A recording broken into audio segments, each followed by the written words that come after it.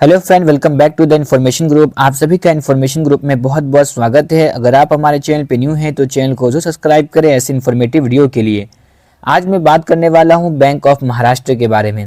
Bank of Maharashtra की तरफ से अप्रेंटिसशिप निकाली गई है। ये अप्रेंटिसशिप होता क्या है, हमें क्यों करना चाहिए, इसके बेनिफिट क्या होते हैं, इसमें सैलरी क्या रहेगी, कैसे अप्लाई करना है, सिलेक्शन प्रोसेस क्या रहने वाला है, आज मैं आपको इन सब के बारे में कंप्लीट इन्फॉर्मेशन जानकारी आपको देने वाला हूं। तो वीडियो अंत तक देखिएगा, वीडियो बहुत ही महत्वपूर्ण होने वाला है।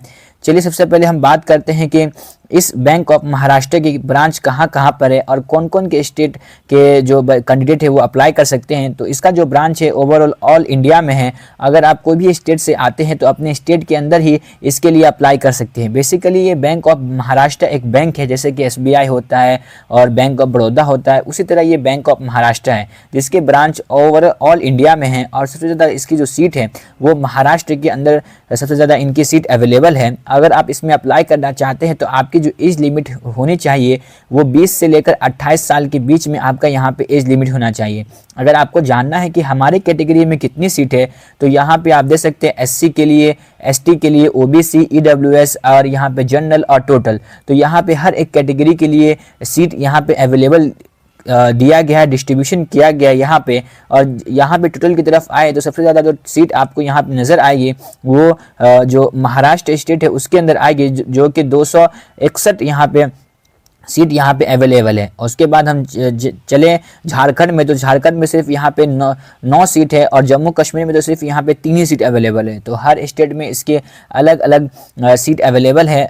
उसके बाद हम नीचे आएंगे। नीचे आने के बाद जैसे आप नीचे आते हैं तो यहाँ पे आपका क्वालिफिकेशन लेवल क्या रहने वाला है इसके लिए जब आप इसमें अप्लाई कर सकते हैं। तो आपका यहाँ पे क्वालिफिकेशन लेवल बैचलर डिग्री होनी चाहिए, तभी आप इसमें अप्लाई कर सकते हैं। और आपकी एज 20 से लेकर 28 साल के अंदर होना चाहिए। आपको अप्रेंटिसशिप क्यों करना चाहिए, क्योंकि देखिए अगर आप अप्रेंटिसशिप करते हैं तो इसके अंदर आपको सिखाया जाता है कि हमें बैंक में किस तरह काम करना है। और ये करने के बाद आपको एक प्रॉपर सर्टिफिकेट दिया जाता है कि आपको एक्सपीरियंस है बैंक में जॉब करने का। जब बाद में आपके गवर्नमेंट जॉब निकलते हैं बैंक के अंदर तो आपको पहला प्रेफरेंस दिया जाता है और उसमें आपका सिलेक्शन होने के चांस ज़्यादा रहते हैं, इसलिए अप्रेंटिसशिप किया जाता है। अप्रेंटिसशिप सिर्फ बैंक में नहीं होता है, आप रेलवे में भी करते हैं या प्राइवेट कंपनी में भी करते हैं। तो अप्रेंटिसशिप जहाँ भी हो आपको ज़रूर करना चाहिए। इसमें सैलरी कम रहती है लेकिन आपको एक्सपीरियंस मिलता है और एक्सपीरियंस के बेस पर आने वाले फ्यूचर में आपके गवर्नमेंट जॉब लग सकते हैं। तो इस सब को आपको ध्यान रखते हुए अप्रेंटिसशिप जरूर करना चाहिए। उसके बाद हम नीचे आएंगे तो यहाँ पे ड्यूरेशन जो आपका ट्रेनिंग और ड्यूरेशन रहेगा वो 1 ईयर का रहेगा। यानी आप इसमें 1 साल काम करेंगे, 1 साल काम करने के बाद आपको इसमें से निकाल दिया जाएगा। या फिर अगर आपको बैंक को लगा कि आप अच्छा परफॉर्म कर रहे हैं, आप एकदम वेल परफॉर्म कर रहे हैं, तो आपको इसमें ना एक्सटेंड भी किया जाएगा और आपको आगे प्रमोट कर मतलब परमानेंटली आपको यहाँ पे रख भी लिया जाएगा। तो ये आपके परफॉर्मेंस के ऊपर रहता है कि आप किस तरह परफॉर्मेंस करते हैं, उस बेस पे आपको यहाँ पे बैंक आगे आपके जो ड्यूरेशन है वो एक्सटेंड करती है। उसके बाद यहाँ पे आएंगे तो आपका जो ड्यूटी आवर रहने वाला है वो आपका 10 बजे से लेकर 5 बजे के बीच आप यहाँ पे आपका जो भी ट्रेनिंग आवर है, यानी जो आपकी जो टाइमिंग रहेंगे बैंक का वो 10 से 5 बजे के तक आपको यहाँ पे बैंक में काम करना है। उसके बाद नीचे आएंगे। नीचे आने के बाद आपको यहाँ पे बहुत सारी इन्फॉर्मेशन दिया गया है। उसके बाद एज रिलैक्सेशन हम देख लेते हैं। तो अगर आप यहाँ पे SC ST से आते हैं तो आपको 5 साल के एज रिलैक्सेशन दिया जाएगा। OBC से आते हैं तो आपको 3 साल का रिलैक्सेशन दिया जाएगा। इसी तरह यहाँ पे अगर आप PWBD से आते हैं और उसके अंदर भी आप SC ST से आते हैं तो 15, और PWBD से आते हैं उसके अंदर OBC से आते हैं तो आपको 13, PWBD से आते हैं उसके अंदर जनरल या EW से आते हैं तो आपको 10 साल की यहाँ पे एज रिलैक्सेशन दिया जाएगा। तो यहाँ पे ये एज रिलैक्सेशन है, हर एक कैंडिडेट का यहाँ पे अलग अलग यहाँ पे शो किया गया है। उसके बाद नीचे आएंगे तो यहाँ पे आपका जो कट ऑफ है, एलिजिबिलिटी क्राइटेरिया जो आपका रहने वाला है यहाँ पे दिया गया है। तो यहाँ पे मैंने आपको लगभग सभी जानकारी दे दिया हूँ।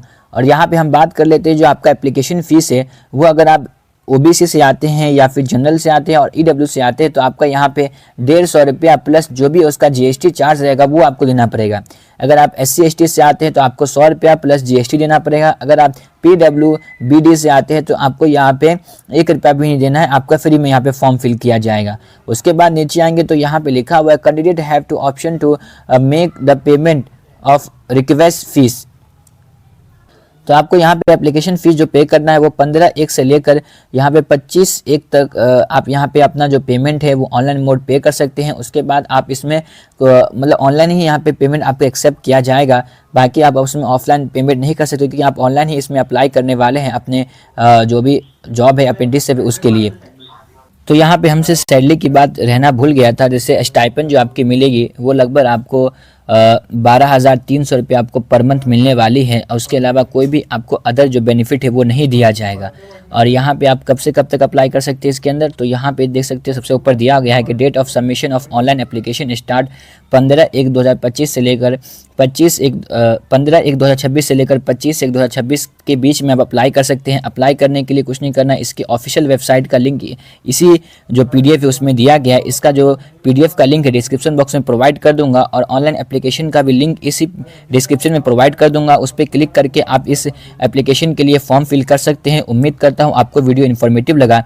इसके रिगार्डिंग में आपके मन में कोई भी डाउट है, क्वेरी है, क्वेश्चन है तो आप कमेंट कर सकते हैं। मिलते हैं नेक्स्ट वीडियो में, तब तक के लिए गुड बाय।